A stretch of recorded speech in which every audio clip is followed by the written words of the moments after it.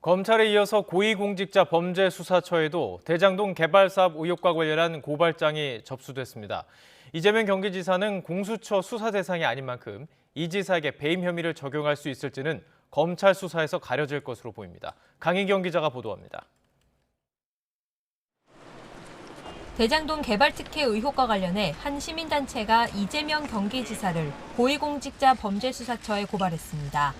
당시 성남지사로 재직했던 이 지사가 대장동 개발 인허가권자로서 성남시에 들어와야 할 공영 개발 이익금을 특정 개인에게 몰아줬다며 특정경제범죄가중처벌법상 업무상 배임 혐의로 수사해달라는 겁니다.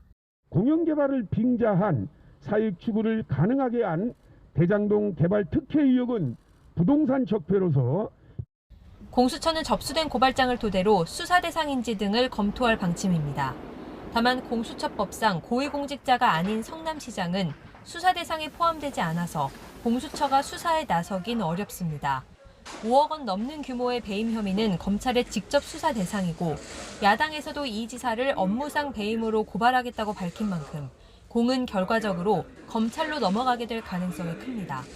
가장 관심이 모이는 부분은 과연 이 지사에게 업무상 배임 혐의를 적용할 수 있느냐입니다. 업무상 배임은 임무를 위배해 재산상의 이득을 취득하거나 제3자에게 취득하게 해 손해를 입힌 경우 적용됩니다. 일단 배당 구조상 단순히 성남도시개발공사보다 화천대유가 돈을 더 많이 벌었다는 사실만으로는 배임 책임을 묻기 어렵다는 분석이 나옵니다.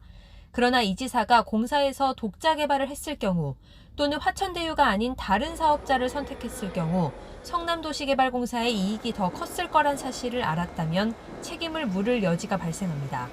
검찰 출신 한 변호사는 검찰 수사 과정에서 이 지사에게 배임의 고의가 있었는지를 입증할 증거가 확인되느냐가 관건이 될 것이라고 내다봤습니다.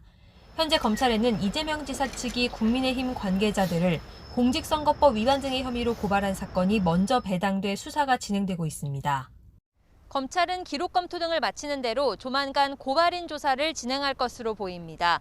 배임 사건이 검찰로 넘어와 어떤 부서에 배당되느냐에 따라 전체적인 수사의 윤곽도 조금씩 드러날 전망입니다. YTN 강희경입니다.